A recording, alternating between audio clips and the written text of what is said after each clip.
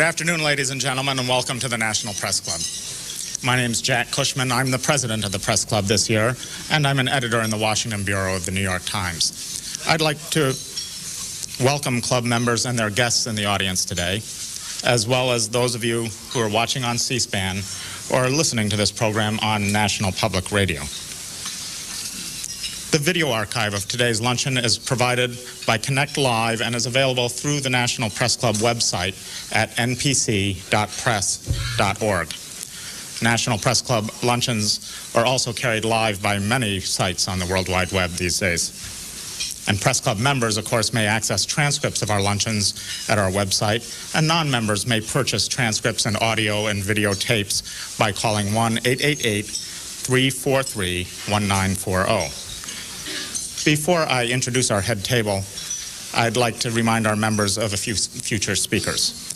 On Tuesday, June 13th, we'll hear from Frank Zarb, Chairman and CEO of the NASDAQ, on building the global digital stock market.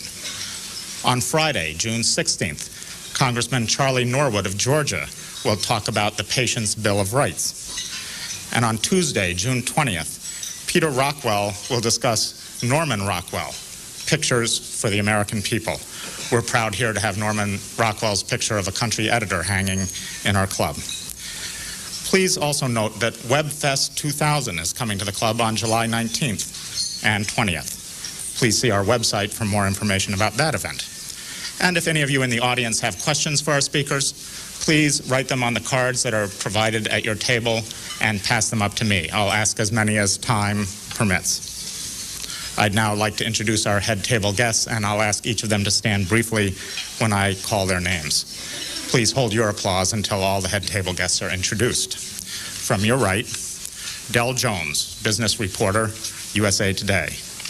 Tom Donlan, editorial page editor of Barron's. Andy Glass of the Austin American Statesman. Ted Brightus of the Wall Street Journal. Toru Takamarita, bureau chief of Asahi Shimbun.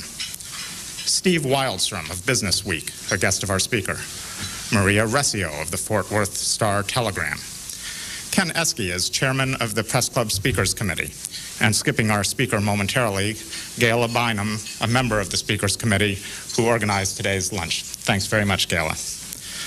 Mohammed Musin, the Chief Information Officer of the World Bank and a guest of our speaker. Howard Banks is contributing editor at Forbes magazine. Rebecca Hagelin is vice president of WorldNetDaily.com. Doug Harbrecht, a former president of the Press Club, is editor at Business Week. And Gerard Baker is bureau chief of the Financial Times. Thank you all for joining us.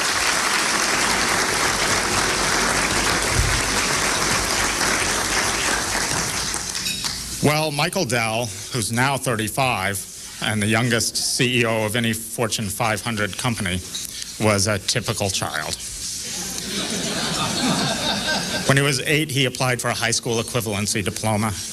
At 9, he got his first checkbook. I ought to get one of those. At 12, typing with one finger, he became an entrepreneur. Our best editors type with 2 fingers.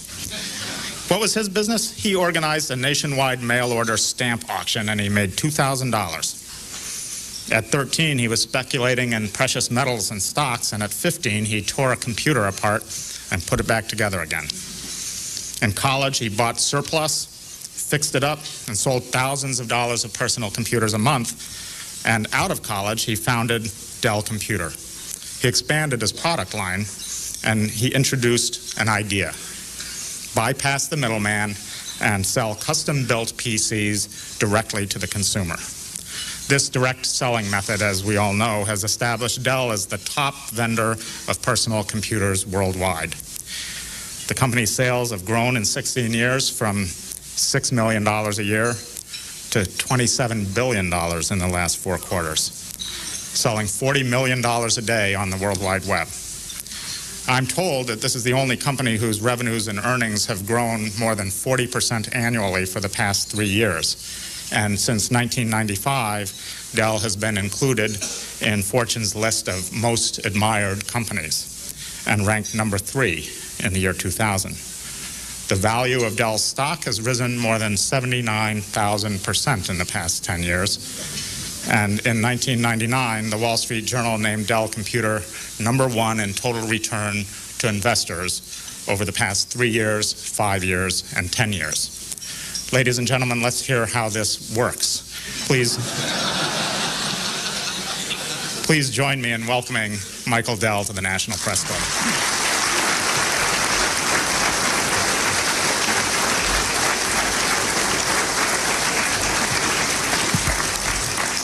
Thank you very much, Jack, and good afternoon, everyone. It's a great pleasure to be here. You know, for about the first year of our business, we were focused on making products and satisfying our customers, and we really didn't pay much attention to anything else. Certainly, much less anything else about 1,500 miles away, like Washington, D.C. And then we learned that there was this agency called the FCC, who, as it turns out, was responsible for regulating the products that we were making. Now, it didn't take us very long to realize that we ought to pay a lot more attention to the FCC and other government agencies. And fortunately, we've been a regular guest with them ever since. But this is my first time to speak before all of you at the National Press Club, and I thank you for that. It's an honor for me to be here, and I thank you for coming today. The FCC, by the way, is now a great Dell customer, so everything turned out okay. Over the past 16 years, I believe what we have done at Dell is to incubate a new way of doing business, which, with the addition of the internet, is proving to be successful in every industry. We call this approach the direct business model. And the adherence to this model has really guided our success and our growth to what should be this year well over a $30 billion enterprise. And I'm proud to say we did it with just $1,000 of starting capital and absolutely no venture capital funding. And it's been profitable from the very start. So I'd like to share today some of the things that we've learned as a company, and especially as it relates to the pioneering aspects of our business in terms of e-commerce, which I think will apply to all businesses. I'm going to talk about the implications for businesses, for globalization, and for the economy. And I want to impress upon you that the internet is in its infancy, and that some have called the internet a revolution. Well, we're really just at the beginning of this revolution, and the pace of change is only going to accelerate from here. Much of what we learned has come from our customers, which is really a central theme of the direct business model. And one of the questions we often get is, how is it that Dell figured out to be online, that the internet would be so important for our business?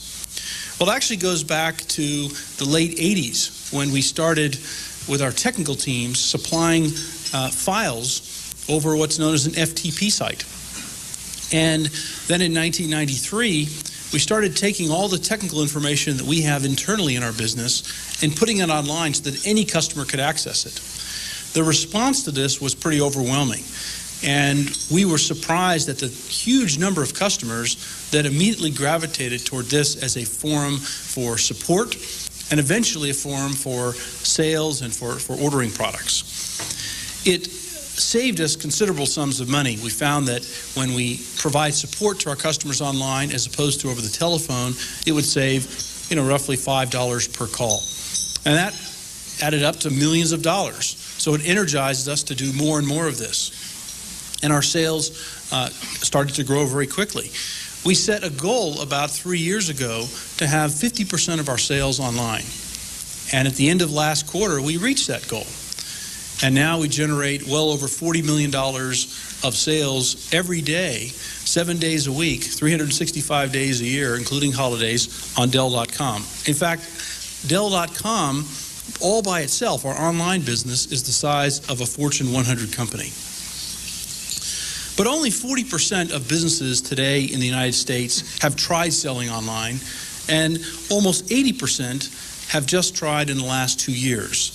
And most businesses are still wrestling with their internet strategy. A recent survey that we did showed that only 91% are not using the internet to its full potential. Yet in the next 3 years, almost $400 billion will be spent on worldwide internet infrastructure build-out. the network servers that process the applications and move the data around, and the large storage systems that store all this information, and the billions of bits of data that are traveling around the internet make up a very large part of that investment. And we're very excited about that investment because we've already become the second largest server business in the world. And last year alone, we gained 10 percentage points of market share in the United States server business. And now more than 1 out of 4 servers sold in this country is a Dell. We also believe we have the knowledge about how the internet works, how E works. And that's something that our customers are asking us for all the time. But it should come as no surprise that customers cite the ability to find, retain, and retain internet know-how as the key item that's governing their ability to grow online. 72% of these users cited this as the key factor. And services that help customers build these capabilities in their business will be a large part of the spending that I mentioned earlier. It's really a challenge of combining bits and atoms, the digital information and the physical world, and building that into every aspect of a business. Take an example in Dell's case. We have about 40 million individual visitors, those are people, who visit Dell.com every quarter. And if you would think about the physical infrastructure that we would have to support 40 million people visiting Dell, this would be quite a massive structure. But in our case, the online orders flow very seamlessly from our online system to our order entry system to our manufacturing system. We don't have to carry huge amounts of inventory, and we never build a system until it's ordered, which gives us tremendous efficiency versus a more traditional system. And we ship most of these systems within 5 days. When our business started out, it was almost as simple as it sounds, but it got larger and it got more complicated.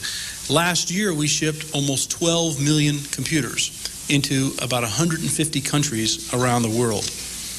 And the internet has become not only a competitive weapon, but an essential tool for dealing with the volumes and the complexity of our business in an efficient manner.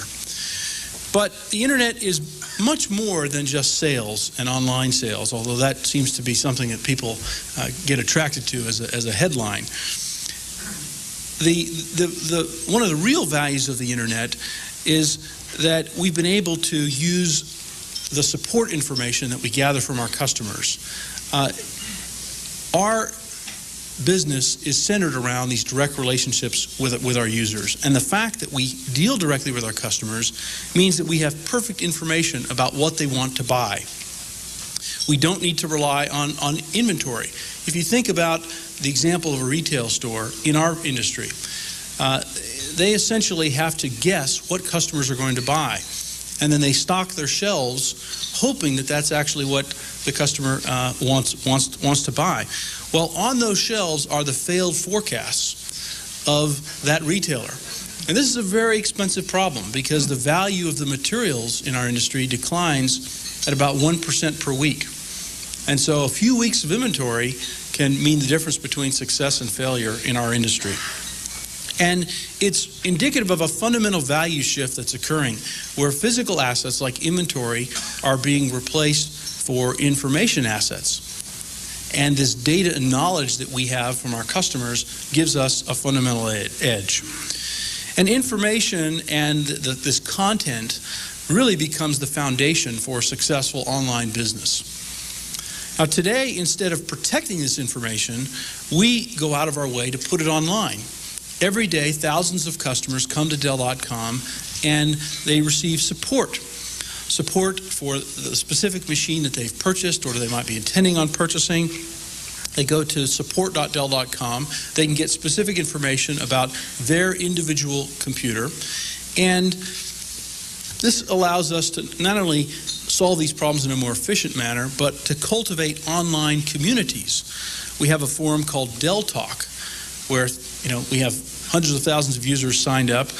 This ability to create an online community, which users find of real value, allows us to maintain greater customer relationships. And the effective combination of online communities, rich content on our site, and commerce meaning the automation of transactions, provide for a successful web infrastructure.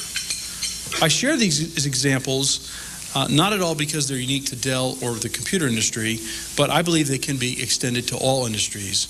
I personally spend a fair amount of time talking with companies across a wide range of industries about the impact that these technologies can have and how they've made our business more successful.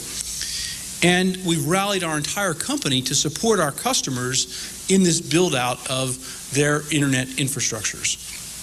I'd like to use an example from the automobile industry to illustrate this point. Imagine the convenience of ordering and configuring a car exactly to your specifications. You choose the color, the size, the engine type of tires, etc., and you submit this order directly to the factory. Millions of cars today sit in dealer inventory, and the auto industry in this country has about $80 billion of assets, 50 billion of which is really inventory related. So if we continue this example, there are about 20 key subcomponent systems in a personal computer. There are many more in a car. However, there's a trend toward a reduction in the number of systems, and there are even modular companies that are sprouting up to build more and more of these subsystems. The opportunity for savings is quite large, and that value would be ultimately returned to customers and to shareholders.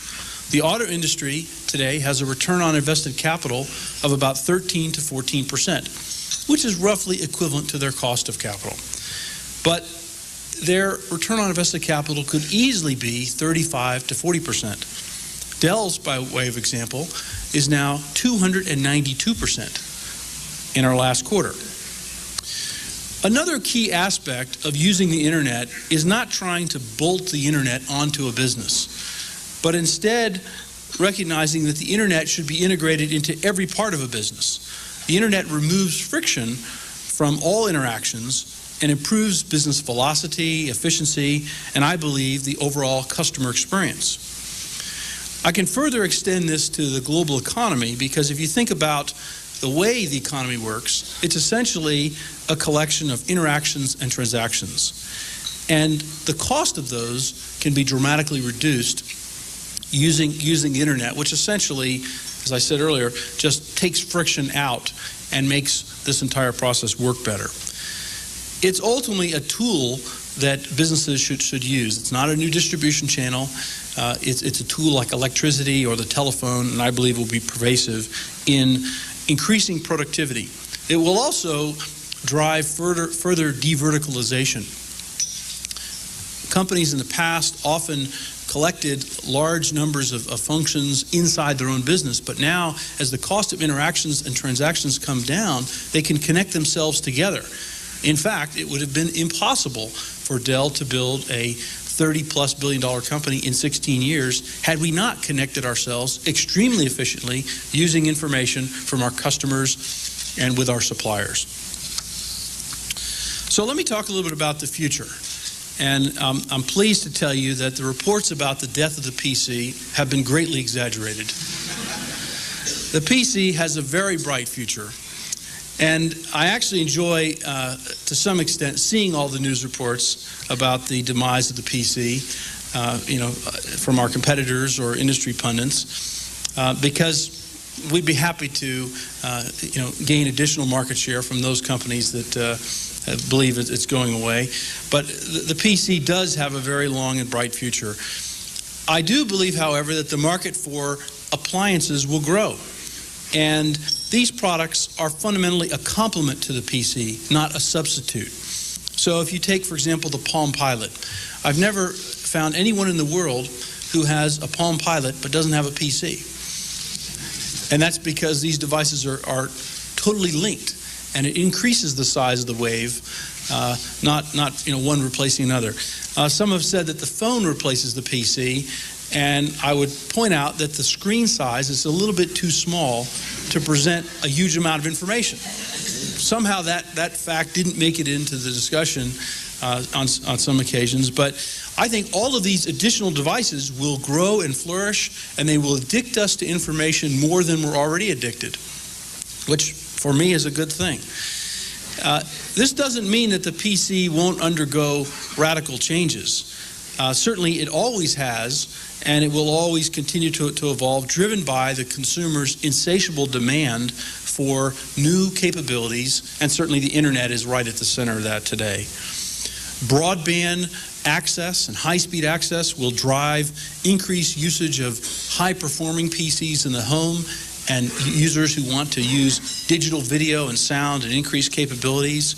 There will be more mobile users. There's already a trend toward more mobile computing as opposed to fixed computing. And we've already seen in our business a pretty pronounced shift away from desktop computers and toward mobile computers. Wireless networks, next generation cellular technology, and wireless local area networks or metropolitan area networks will continue to flourish, causing real changes in the way people work. I believe that the build-out of next-generation cellular systems will have as much or more of an impact on mobile computing as it does on mobile handsets and telephones. And there will be, more and more of these small, dedicated appliances. But the thing you've got to remember is that every time one of these devices wakes up and does something, it talks to a bigger computer. And every time your PC goes to the internet, it talks to a bigger computer, one of those servers and storage systems that Dell is right in the center of building.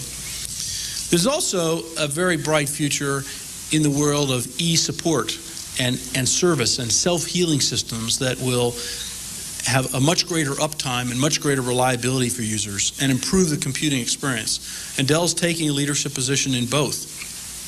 We already handle 80% of our technical support without dispatching a technician, which is largely enabled by the internet and dramatically speeds the resolution time for customers. And there are, of course, challenges with the internet. About 90% of our customers told us in a recent survey that online privacy concerns will continue to impact the growth of the internet. And this is an area that we take very seriously. We were the first computer company to receive the Better Business Bureau's Online Privacy Seal, which is a mission to promote trust and confidence and advocate ethical online practices. In the next several weeks, we're planning a partnership with the National Consumers League, which launches consumer awareness campaign about internet privacy issues. And like our customers, we view internet privacy as a potential stumbling block for the industry. And the future growth and expansion of our industry relies on companies like Dell doing more. We believe that businesses need to step up to a higher standard and ensure that individuals are protected online. And in fact, if you go to Dell.com, you'll see very explicit and clear data about what we actually do with customers' information. And you might not find that at a competitor site. I would encourage you to kind of study the differences. I think you'd be quite pleased with how we safeguard and protect and do not share customers' information. Interestingly enough, in the same survey, 70% of customers told us that the government should play no role in the internet. And this, of course, is a complicated and emotional subject, and certainly in Washington, D.C., it is. But I'm pleased to see the actions that have been taken, both by government organizations and by the private sector, especially around things like taxation, which will enable the internet to continue to mature unencumbered by stringent regulation. I believe that Dell has been a pioneer in e-business and on the leading edge of creating and integrating the internet into all aspects of the way Dell does business. And that experience in e-business is more valuable to us than our experience in being a computer company. And it's what customers look for when they're looking for a partner. Today's internet is more like the Ford Model T. It's functional, it's revolutionary for its time, but it will continue to dramatically evolve over the next 10 years. And in 2010, we'll look back at the advances we've had, and we'll kind of wonder, hey, we thought we had all this figured out 10 years ago, and it's totally changed. We'll see the same progress that it took almost 100 years for the Model T to have. So there's a real compression of cycle time for innovation in our industry. In fact, this is affecting all industries. And companies that don't embrace this change and this reality end up casualties on the information superhighway. Now, you not only have to have the sales and the supply chain and management to make this happen in the new world, but other things are changing. Research and development is done in a different way now than it was 15 or 20 years ago. The Bell Labs model no longer works. It's a remnant of the old way of doing business. In a new, faster world, companies need to virtually integrate and cooperatively develop new technology through partnerships or investments with other companies. We've also learned in the internet that the cycle of testing, failing, learning, and succeeding is critical to success. And whatever you can do to compress that, the better off you are. The businesses that succeed will be those that cultivate this type of environment and compress the cycle to the smallest possible point. Speaking to such a prestigious group of journalists, and many of our customers, by the way, Dad, I thought I'd like to close with an interesting statistic that I recently ran across. And we usually quote such prestigious sources as IDC and Forrester and Gartner Group about growth in e-commerce and broadband and online users and that sort of thing. But the real pervasive yardstick to measure the success of the internet is this. Over the past 2 years, articles in business and consumer press mentioning e-commerce have increased from 5,000 a month to almost 15,000 a month. And e-commerce mentions have doubled just in the past year alone. This correlates with a similar rise in the number of press releases that you are bombarded with on a daily basis. In fact, over 10,000 press releases issued each month. Not sure how you interpret 10,000 press releases, but 10,000 press releases each month issuing mentions of the internet or the World Wide Web or e-commerce. So clearly there's a lot of excitement around this subject. Thank you for your attention, and I look forward to your questions.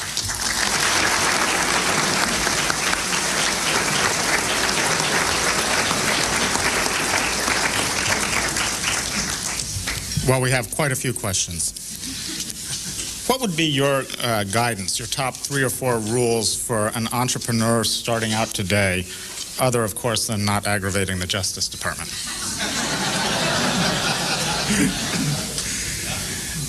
I think that one of the things that new businesses often forget is that, if you're really going to do something big, something that has great value, don't go and try to copy somebody else's ideas. Look for something new, look for something different, look for some unmet need that hasn't been fulfilled, or at least a better way of doing something that hasn't already been done. And be willing to experiment and make mistakes. You only learn when you're making mistakes. And you have to make a lot of them very, very quickly and correct based on that feedback to be able to come up with the right answer. But certainly all this technology provides enormous opportunity for new businesses. We, of course, have lots of questions about the Microsoft situation. How do you feel about Dell's relationship with Microsoft in light of yesterday's ruling? Will it affect your dealings with Microsoft and with other operating system companies? The core issue for us here is what do our customers think? Because our company is essentially a company that delivers what our customers want to buy and the solutions and service that they want. What we believe is that, and what our customers have told us, is that a change in the nature of the company, and of course this is to some degree speculation because we don't know how or why or when this might occur. The customers essentially that like those products, we believe will continue to buy them, whether it is one company or 2 companies or 5 companies, and that is really the kind of operative issue for us. That's kind of the core issue, as we see it. Is it your judgment that the judge in this case understood the case? Do you think that the judiciary is essentially able to reach antitrust decisions in your industry? I would rather not comment on the merits of the case or the ability of the judge to understand our industry. Well, someone else in the audience asks a question that's more about your industry. Judge Jackson has made clear that he thinks Microsoft was arrogant in the trial. Are there lessons in that about the perils of hubris to the rest of your industry? Well, I would hope that Dell is not cast in the same categorization, but certainly subject to individual opinions. I think we have been very proactive in our efforts to reach out to a number of communities, including Washington and the various agencies involved. But again, I'm not going to comment on the merits of the case or whether one group did one thing to another. Kind of leave it at that. Do you think that entrepreneurs should be happy or not about what Microsoft is faced with right now? You're getting back to the merits of the case, and I just don't want to comment on the merits of the case. So, I think I hear no comment in there somewhere. You got it. How do you explain the longevity and the current prosperity of Apple Computer operating outside of the Windows and Intel mainstream? Well, I think that if you go and talk to Apple's customers, you can find out. I mean, they have a loyal following of customers, albeit not a massively large group, but it is a loyal following. And I think also the company has done a good job very recently of emphasizing things like ergonomics and design, a lesson that all of the companies in our industry can learn from and are learning from. And that they have innovated in unique ways, and customers have rewarded them for that. A questioner says that Andy Grove of Intel said earlier this week that e-commerce should not be exempt from sales taxes. Do you agree with that? I think this is a fairly complex question because you have you have global considerations. Often when this debate is thought of, it is considered to be a state-to-state debate. And I recognize the merits of the state-to-state debate, and the Supreme Court has weighed in on this topic before and made a judgment. But let's consider the fact that increasingly we have a global economy. And if we're going to have a new tax system, which I think we do need, for products and sales tax, that it has to consider the fact that all the products are not going to go from one state to another. And the system today is radically too complicated and needs to be simplified. And certainly, we've got the computers to help make it more simple.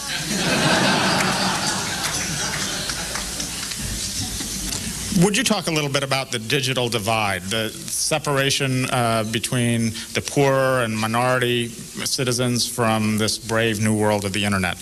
What can be done to expand the world of computers to more of the disenfranchised? I think a lot can be done, a lot is being done, both by the private sector and the public sector, and charitable organizations that involve all of them.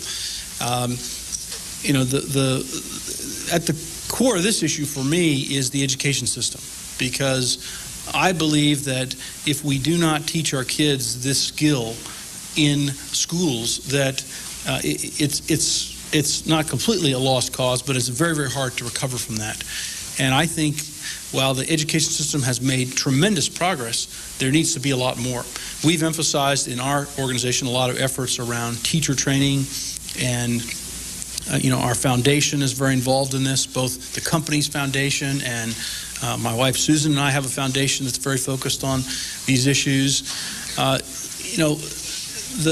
thing you have to remember is that yes, we have a digital divide. We also have an industrial revolution divide. We have a lot of places in the world where the industrial revolution hasn't reached, and it's not just computers that the rest of the world doesn't have. There's plenty of other things that need to happen as well, and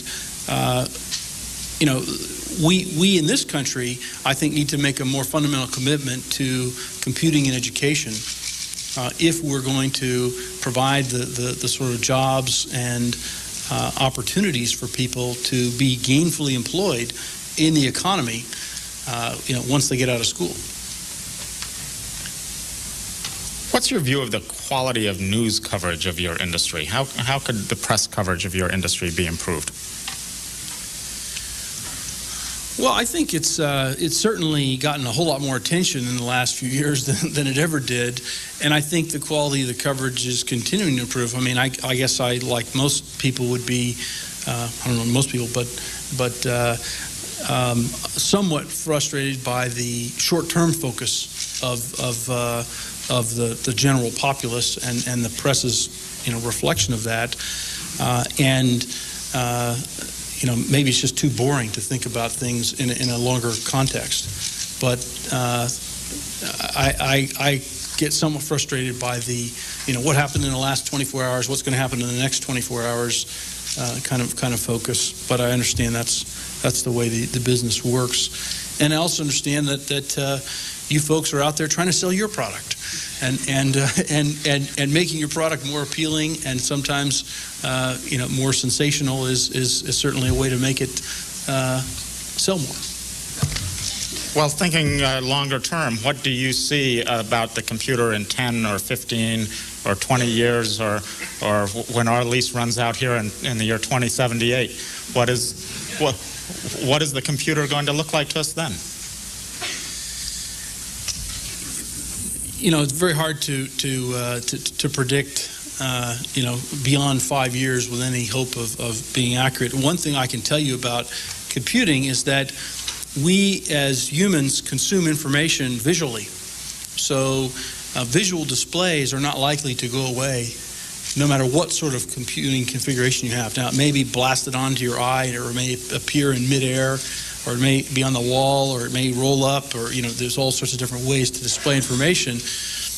But I don't think that's going away, and I think they're going to get bigger and bigger. If you had a notebook computer when they first came out, you might remember you had a 7-inch screen and an 8-inch screen. They got bigger and bigger. Now we have 12 and 14, 15-inch screens.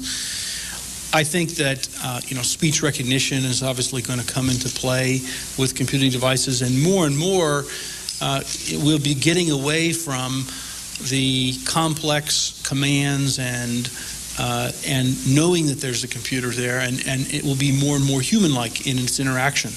And we have a long, long way to go in this area. Computers are still not nearly as easy to use as they should be. And that says there's massive opportunity to innovate in our field. Well, as someone who just tried to restore a crashed computer for a couple of days, can you think of any other product that could be so successful when it's so difficult to work with?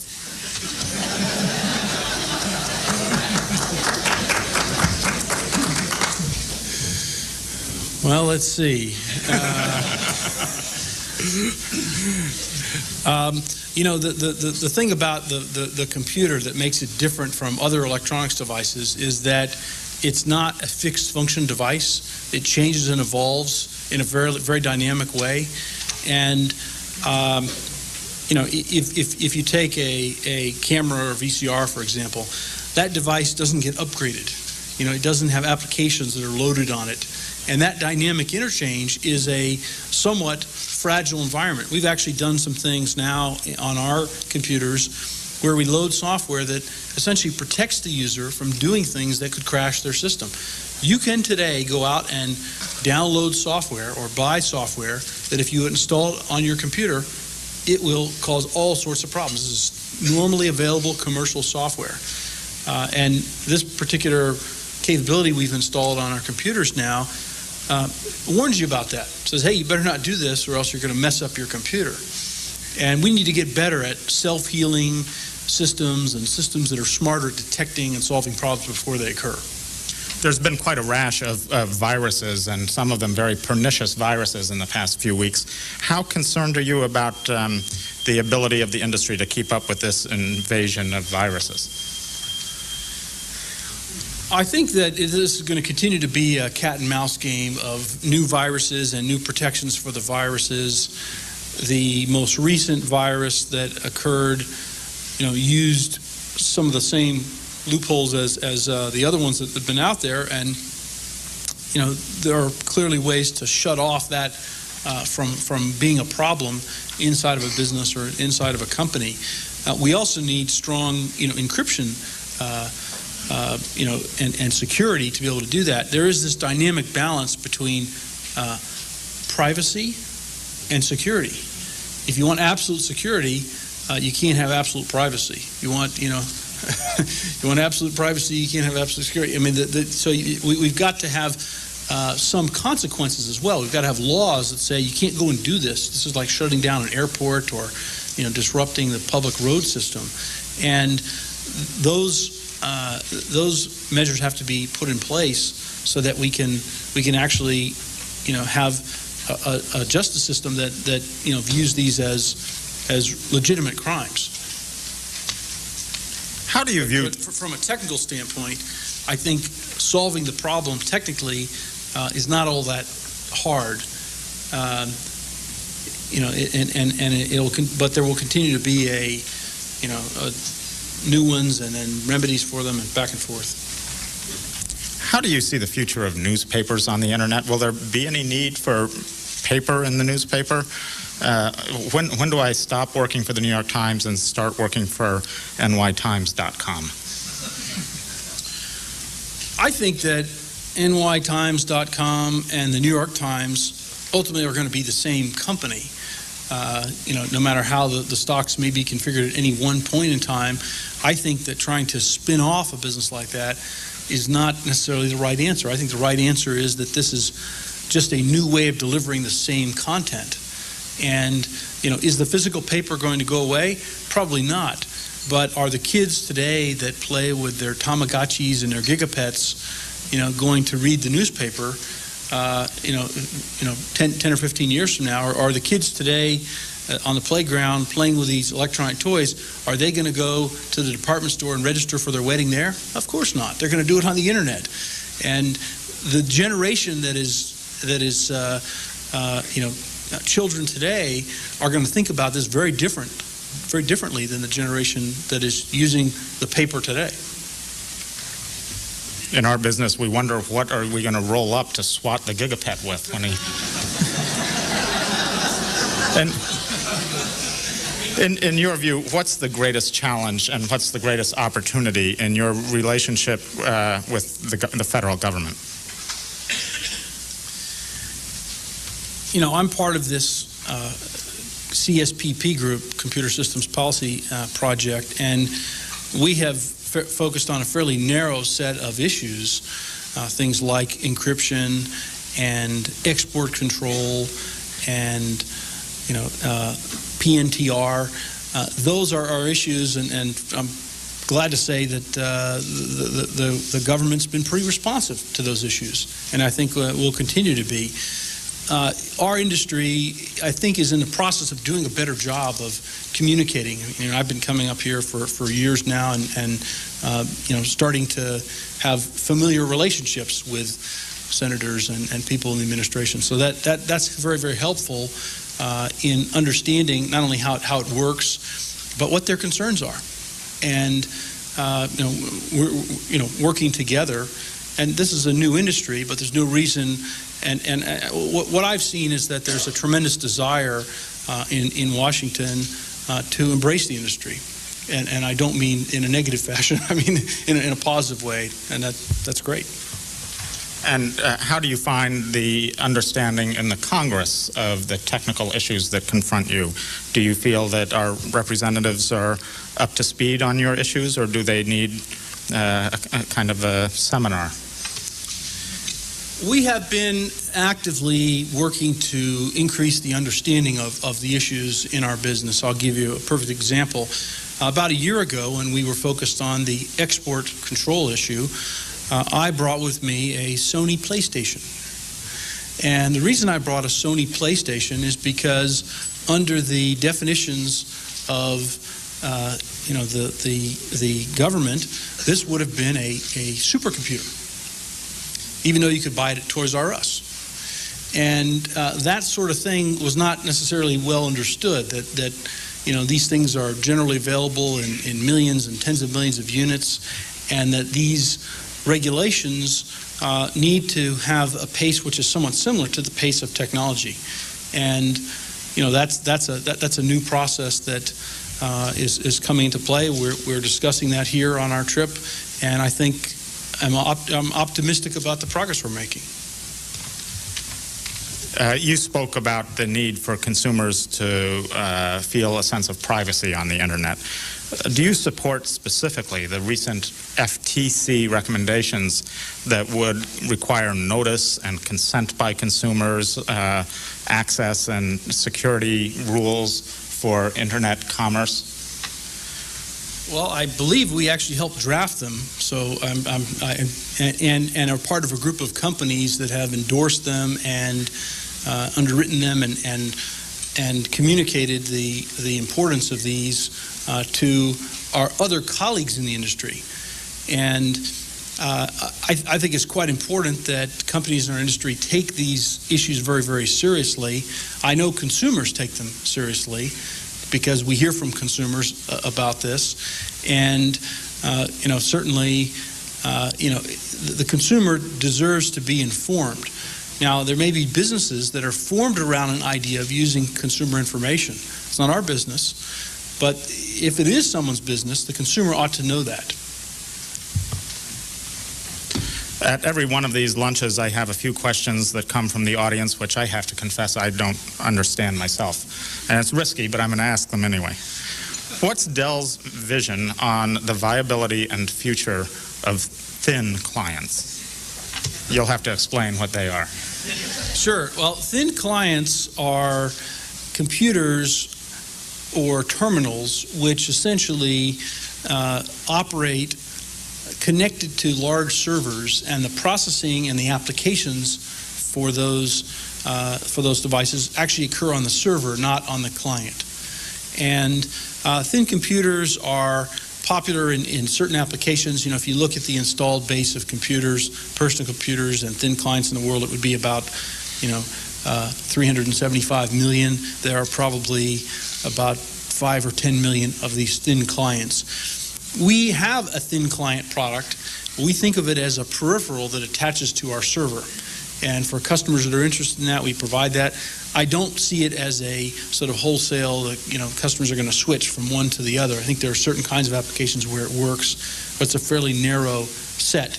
I mean, a great example would be a hotel chain where you have, a massive hotel and you've got 9,000 employees and they're running all over the place, and the place is, several miles in distance, and you've got people doing very, very specific things on those computers.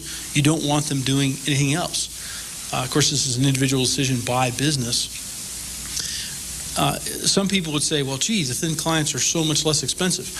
They're actually not that much less expensive, and also the cost just shifts to the server, which is just a different way of configuring the system, but it's a legitimate architecture. It's just not very popular. Here's another one. What are Dell's short and long-term plans for biometrics integration? We're not engaged in much in the biometrics area. I know. And what is that? Well, subject to definition, depending on, I mean, the idea here is that if you take electronics and technology and biology and the human genome, and you sort of think about those interacting and working together, you've got an entirely new industry and new possibilities. And it's not something that we're investing our R&D dollars in. Of the $650 million we're investing in R&D, none of it's really going into this area. But it's certainly a potentially interesting field. It's just not the business that we're in. A couple of people asked about the computer in the home. Do you see, is the time coming where people are going to have computer networks in their home? I mean, commonplace, ordinary mortals with a server and client computers around the house. We are selling home networks today, in our consumer business, and for a type of user, they're quite popular.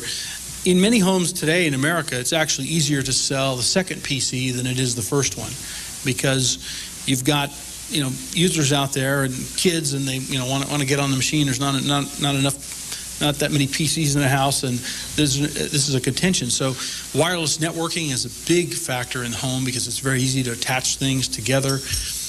Will you have a server or not is an interesting question. In many cases, the most powerful PC in the home serves as the server also, as opposed to having a dedicated server, which adds a lot of cost and for the home might not be practical. But I think homes that have 2 or more PCs, linking them together to share files, to share printers, to share an internet connection is a very, very viable and increasingly popular feature that we're providing to our customers. There's a lot of demand from other devices like wireless phones, handsets, that are straining the supply of some of the components that you use, and this at a time when your own sales are pretty strong. Is this a problem for Dell? What's the impact on your computer prices? Well, there's no question that the demand for electronic components is very strong, and whether it is cell phones or handheld electronics, portable electronics, personal computers, all these devices, there's a shortage of capacity for all the components. You might have noticed that in the last couple of months, you probably haven't heard much about the $500 PC. The reason is that you can't make a $500 PC anymore because all of the industry capacity has shifted to the higher price components and actually the more profitable components. That's where it affects Dell and the rest of the industry. We are, the largest personal computer seller in the United States and the fastest growing, and we always have to fight for supply with our suppliers, but we've generally been able to get the supply that we need, but it's never quite as much as we'd like. What did your parents think when you started this business? Did they think this was a good idea, or were they against your jumping off the cliff like that? They were very upset. For at least the first 6 months, they were quite upset at me. They thought I'd made a very bad decision, and they were very angry. But after I showed them my first financial statement,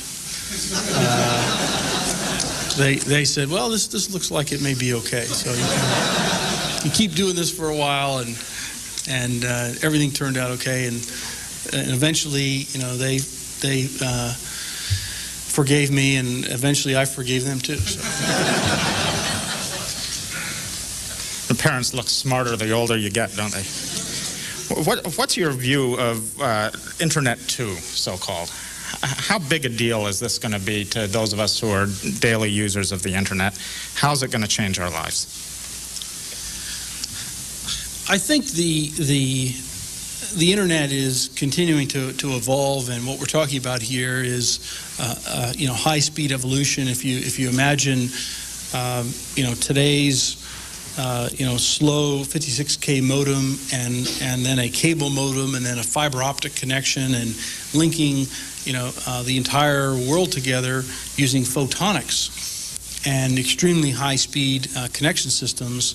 The way that we use this tool called technology and the Internet is going to change tremendously. So you've got the possibility for instead of emails, we'll have moving video and sound moving around, and there's never been any shortage of creative capacity in this country or anywhere in the world to soak up the processing power and the bandwidth and the communications capability that's out there. And I have no doubt that there will be plenty of creative people out there in the world who will figure out how to make wonderful use of all this stuff, and the vast majority of it will be for very good things. Have you done any of the following things in the past couple of weeks? Have you bid or offered for sale something in an online auction? Have you had a video conference online for other than business purposes? And have you read a book on a computer screen? I have bid and won more than one auction online in the last few weeks. I conducted a video conference with a customer, so that was business, and I did not read any books online. Do you contribute to political campaigns, and what do you look for in political candidates? I do contribute to political campaigns occasionally, and I am supporting George W. Bush for president. And in fact, we have, as a group of high technology CEOs, organized tremendous support in our industry for George W. Bush. What I look for are candidates that understand our issues and believe in free markets and believe in capitalism and believe in the creative capacity of the people in this country. And my personal experience in the state of Texas with Governor Bush has been outstanding. And this is the first time I've had a position like this where I've endorsed a candidate. But I think he'd make a great president. Well, before I ask the last question of the afternoon, I'd like to give you a couple of tokens of our appreciation. One is a certificate of appreciation for appearing here, and the other is the world-renowned and highly coveted National Press Club coffee mug. I recommend you install Java in this before you use it. Great. Thank you. And the last question of the day is, if I log on to your website and order a laptop running Linux, will you ship it to me? Absolutely. Not only can you order a laptop, but you can order at least one configuration of every single product we sell, and we would encourage you to. We are one of the leading providers of Linux-based systems and believe that that's a rapidly growing part of the market. Well, thank you very much. Thank you all, ladies and gentlemen, for joining us.